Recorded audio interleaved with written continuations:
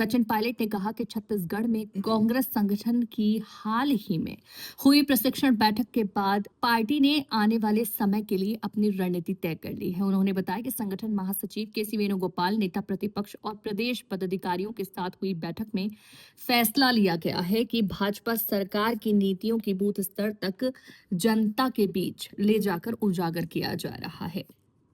Pilot ने आरोप लगाया कि राज्य सरकार जन विरोधी नीतियां अपना रही है, वाद खिलाफी कर रही है और जल जंगल व जमीन जैसे प्राकृतिक संसाधनों की निजी हाथों में सौंपने पर काम कर रही है। उन्होंने कहा कि पर्यावरणीय नियमों और जन भावनाओं की अनदेखी कर खनन और पेड़ों की कटाई को बढ़ावा दिया जा रहा है, जिसके खिलाफ कांग्रेस जनता के साथ मजबूती से खड़ी रहेगी। संसद में नेता प्रतिपक्ष राहुल गांधी को बोलने से रोके जाने पर सचिन पायलट ने केंद्र सरकार पर तीखा हमला बोला है। उन्होंने कहा कि राहुल गांधी देश के युवाओं और आम लोगों की भावनाओं को संसद में रखना चाहते थे, लेकिन सरकार ने उनकी आवाज दबाने का प्रयास किया। पायलट के मुताबिक अगर सरकार के पास जवाब होता तो वो चर्चा से नहीं भागती। उन्होंने आरोप लगाया कि सरकार विपक्ष की आवाज दबाकर लोकतांत्रिक परंपराओं को कमजोर कर रही है और छात्रों पर हुई कार्रवाई जैसे गंभीर मुद्दों पर जवाब देने से बच रही है। उनका कहना था कि युवाओं पर लाठीचार्ज और पुलिस कार्रवाई जैसे मामलों में जवाबदेही तय होनी चाहिए और सरकार को इन सवालों से भागने के बजाय जवाब देना चाहिए। एंटी पेपर लीक कानून पर भी सचिन पायलट ने अपनी